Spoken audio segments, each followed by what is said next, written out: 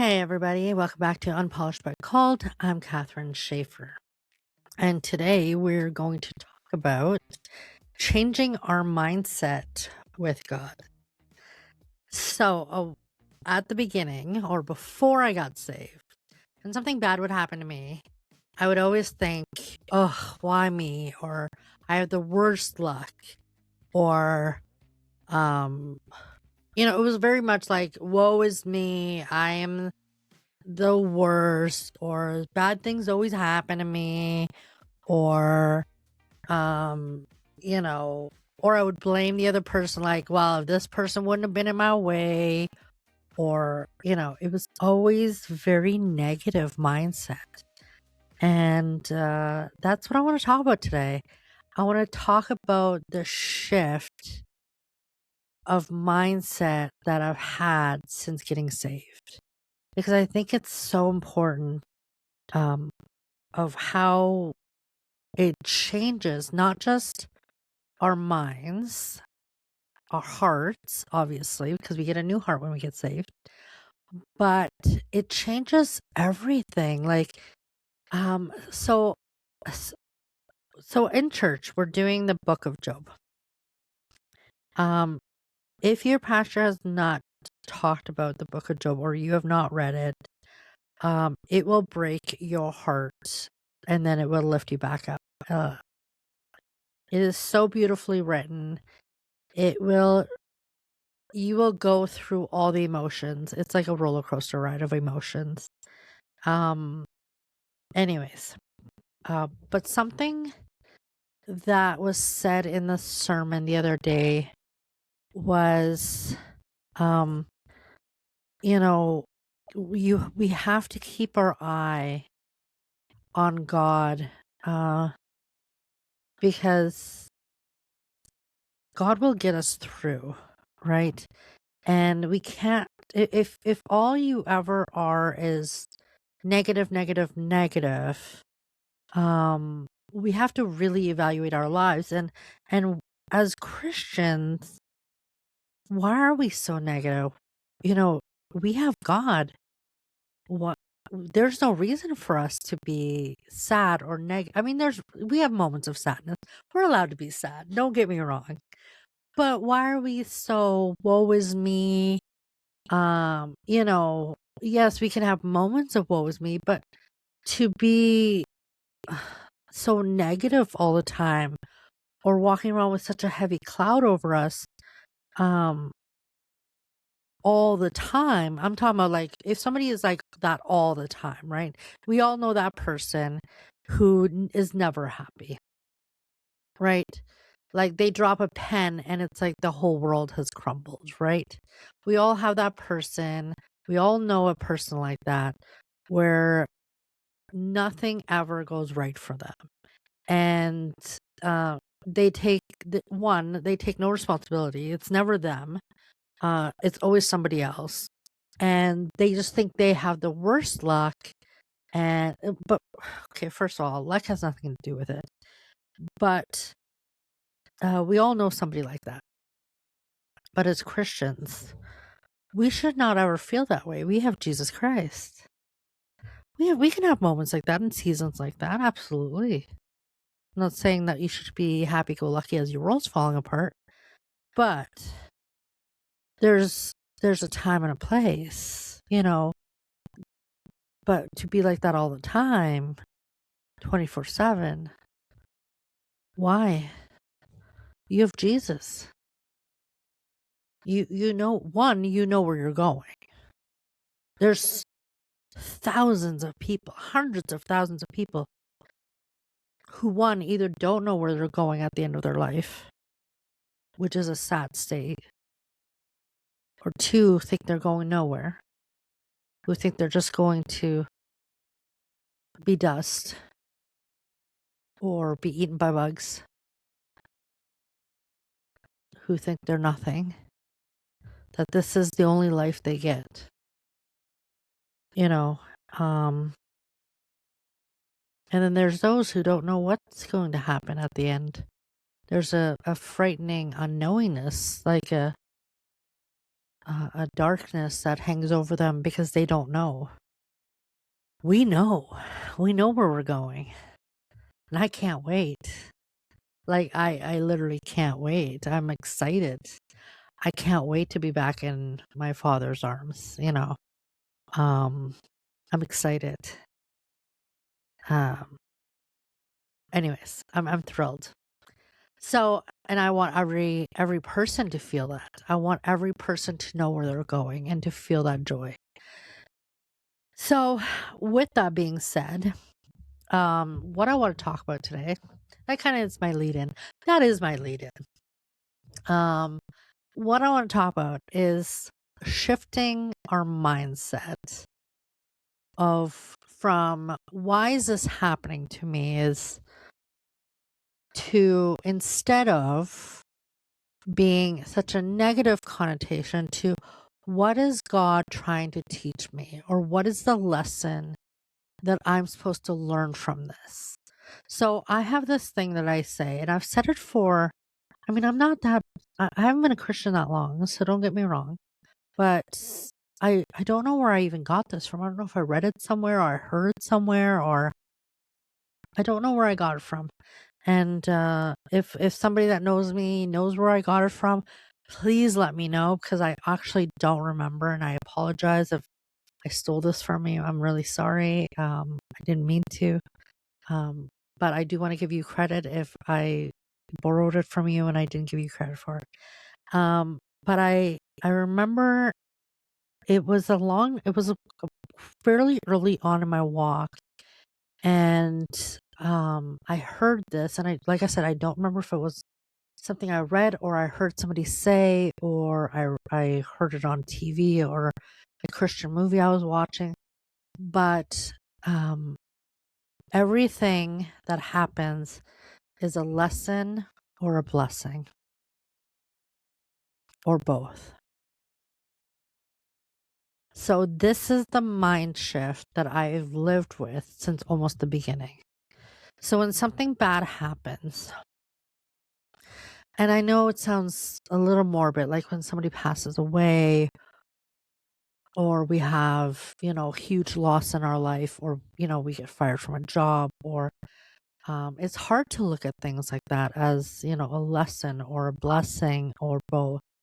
And I get that. And I do understand that. But because I've had loss in my life, I've had not just death in my family, but family that I'm no longer speaking with for very personal reasons. Um, I don't have, anyways, I won't get into that right now, but I have felt loss on different levels, not just, death, but different types of loss. And I look back and I have to assess even before I was a Christian, were those lessons or blessings or both? And I have taken stock on all the things that I have been through in my life. And I know I wasn't a Christian. I'm well aware. So, a lot of people think, well, those don't count, But I looked at those and I think, but had those not happened, had those things not happened in the way they had happened, I would not be sitting in this chair today. God would not have brought me through those trials, through the fire, through the path that I am now here to talk to you guys with my stories, with everything that I talk to you about, had I not gone through that. You see what I mean? So everything has a lesson and a blessing to it. And that's the stock I had to take, was even all the hard things I've been through, the bad times, not just the good times, but all the hardships that from a child growing up, the things that I went through, the loss, the moves, the abandonments, the things that I had to go through the trials and things like that, that yes, God put me through, pushed me to be here now today. And yes, I could be like, oh, God was so cruel, but he wasn't. Because look at the person I am now. Look at who I am in him now. And I wouldn't be here if I hadn't gone through that. I wouldn't be the person that God wanted me to be had he not put me through those things. And that's what I look at. Like, yeah, I could be angry. I could be like, why did you let me as a child go through that? Why did you as a, teenager suffer through that? Why as, whatever, right? Why do we go through the trials that we go through, even as non-Christians? Why does God let bad things happen? And we can look at those things and be angry, but he's always with us. Even when we don't know he's with us, even when we don't think he's with us, he's always there. He never leaves us. And that was, I think, one of the biggest realizations for me once I became a Christian was I really, it was so humbling for me to realize that he never left me. He never left me. Um, and other people left me, abandoned me, and I felt I had to measure up, or there was a certain way I had to be, or I didn't want to get emotional, but you guys, every time I talk about stuff like this, I didn't, there was like an exchange, right? Like I had to be a certain way to receive a certain amount of love or attention, or there was an exchange system, right? And he didn't get anything from me for years and years and years. I mean, realize I was like 46 by the time I found, like, I really surrendered to him. 46. He didn't get anything from me. He didn't get obedience. I didn't obey him. 46 years. I didn't really acknowledge him. I mean, I knew of him, but I didn't really. There was curiosity. I watched the movies, but I didn't surrender to him. I didn't obey him. 46 years, he didn't get nothing from me. But I know I can see parts. I can see parts of my life where he was there, where he didn't leave me. Even quietly, he was watching. He made sure I was safe. He always provided. There was times in my early 20s where I was borderline homeless. But he never left me. He always provided. I always had a roof over my head. I figured it out. I had food on the table. It wasn't much, but I ate.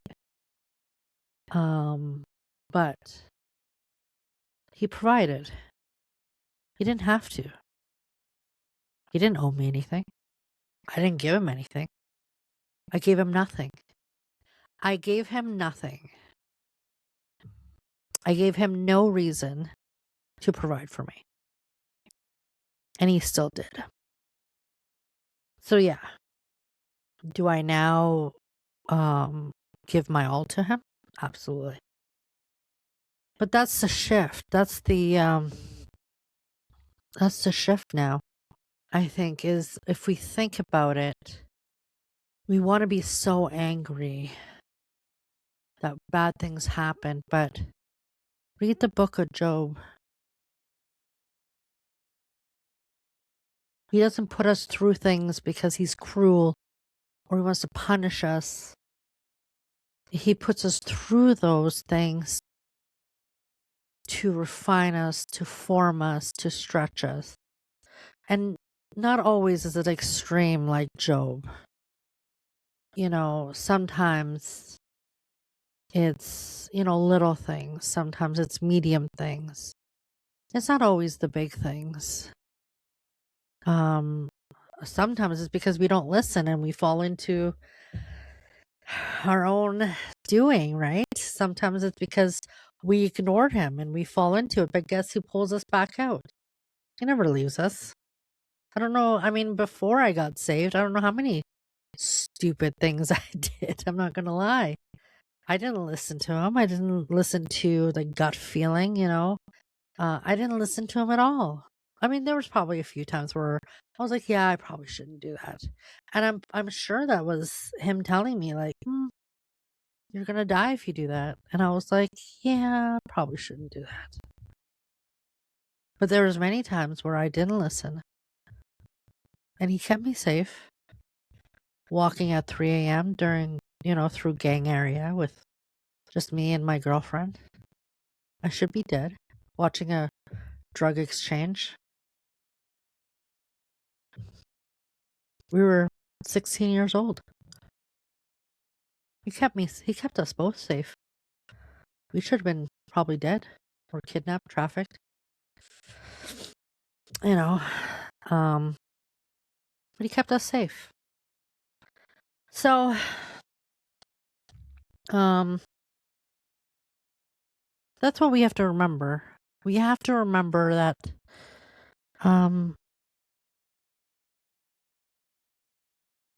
our mindset has to shift from blame to what can I learn? What's my responsibility? Not what's my responsibility and what I caused, but what is my responsibility and how can I learn from this? What is God trying to teach me from this? What is the lesson in this? Or what is the blessing that is supposed to come from this?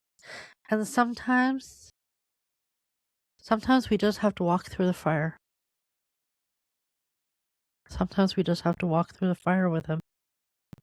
Because sometimes we're not close enough to him. And sometimes we have to walk through the fire to get closer to him. Because we've drifted too far. And that's the other thing I realized is if I drift too far, from him, he brings me back. But he doesn't bring me back quietly. He makes something big happen that I have to surrender my all to him. I have to drop to my knees and surrender all. I have to give all to him.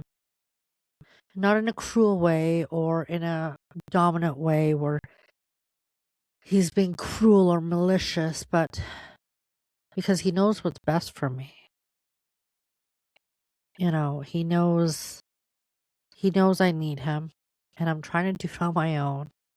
And he knows I'm going to fail, but I'm made of flesh and I'm going to get stubborn and I'm going to try to do it on my own. And he's like, what are you doing? Why are you going back to your old habits? Thought we fixed this. I thought we already corrected this in you that you can't do this on your own. I thought we sorted this out. But I fall into old habits. It's easy to slip backpedal and fall back into those old ways. And I forget. But God knows. He's already calculated for my stupidity. He already knows that I'm going to have those moments where I get overzealous and I'm not going to wait and I'm not going to be patient. And when he wants me to be still, I'm going to be running around like I have the zoomies. And he's already calculated for all those things. He already knows. And he loves me anyways. And that's okay. He'll wait and he'll ask me, are you done now? Is it my turn? Okay. So you're done with the zoomies. You can't do it. So now you're going to let me do it. And then I surrender and I'm like, yeah, okay. I gotcha. Here you go. Sorry. I should know better. Because your way is always better than mine. And that's what we have to remember. We have to remember that. It's our mindset I think is our worst enemy. Because we forget that his way is always better, his timing. And when we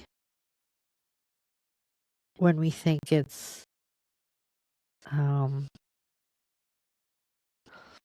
um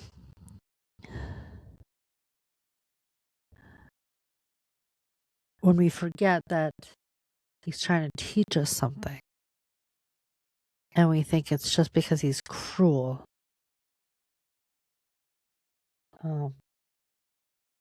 It's not cruel. It's because we forget. We forget that he's all-knowing, omnipotence, the beginning and the end. He's perfect. And we're far from it. So friends, we have to remember our place. He is our Father, and he will correct us. He will slap us on the hand. He will send us to bed without dinner. We need to just remember that everything is a lesson and a blessing. Everything. And sometimes it's hard to see that. And I know it sounds so harsh when we look at things that have happened in our lives or is happening. There's a reason that we are supposed to go through things, and sometimes they're not always blatantly in our faces, and sometimes we're not going to know the why, and sometimes we're not going to know the reason, and it's not for us to know the reason. And I think that is the biggest thing that I have to remember is I can't always know the reason because it's not for us to know. It is for us to just obey. Because God is so great and he's so wonderful, and he's beyond what our brains can even fathom.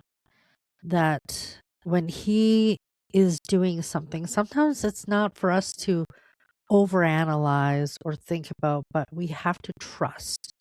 We have to trust that what he is putting us through is for a reason, and it's for a reason that is for a betterment for us. It's for a reason that is not punishment. It's not because we are bad or we are just not good or we're terrible humans and we can never come back. We have to remember that God loves us, and just like we love our children, if you have kids, we don't punish our kids because we hate them. We punish them to correct them. And I don't want to make it sound like bad things are happening in your life to punish you, but sometimes correction looks like that. Sometimes it's a redirect as well. Sometimes it can be a simple redirect.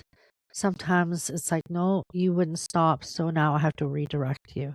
So it can be there's many different forms of it, but I want you to change the mindset that it's not a woe is me mentality. It's not, I'm so unlucky and everything is happening bad to me. And, and walk around with this cloud over your head. And I think that's what I want you to take away from this podcast. And I know we kind of talked about quite a bit of different things, and I hope I didn't rush through some stuff. And please reach out if you want me to touch base on a little bit more or you want to discuss it a little deeper. We can definitely do that over on Patreon. where we can do, I will more than happy do a live where we can jump on, or we can even do a Q&A. I would love to have more people over there where we can do Q&As. But I don't want you guys or anybody, even myself, walking around with this cloud over our heads. I don't want people to walk around thinking we're just bad people. I don't want Christians to walk around thinking that they have no value and that they're just waiting for the other shoe to drop or for God to punish them next. That's not the point at all, actually.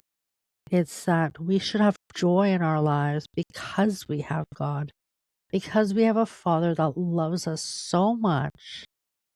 One, and I don't want to make this heavy right at the end, but He sacrificed His only Son for us. Okay. But He also loves us so much that He provides for us. He makes sure we need for nothing, that we are His as Christians. He doesn't ask a whole lot of us. All we have to do is take Him into our hearts, surrender to Him. He just wants our heart. At the end of the day, He wants our heart. He wants to know that we trust Him, honor Him, glorify Him. And that is no reason to walk around with a cloud over our heads and woe is me mentality. We should all be joyful in that, knowing that someday we are going to be back in our Father's arms. I mean, if that is not something to be absolutely thrilled over, I don't know what else could be. I think I said it before in a previous episode, that this is like a train station. We're just stopped here for a little while. We're not meant to live here forever. This is not our forever home. Our forever home is waiting for us, and we're just here passing through. So, whatever that looks like for everybody. But until then, don't forget, all the links are in my show notes, including the one for Patreon. So sign up so we can go a little deeper, maybe do some Q&As, do a few lives. The more the merrier. You can sign up for free. I do have some stuff that's paid, but most of the stuff over there is free. So please sign up so we can have some more chats, not just over the podcast, because I would like, oh my goodness, I would like some more conversations over there where we can go deeper. Thank you everybody for listening, and I will chat with you guys soon. Love ya.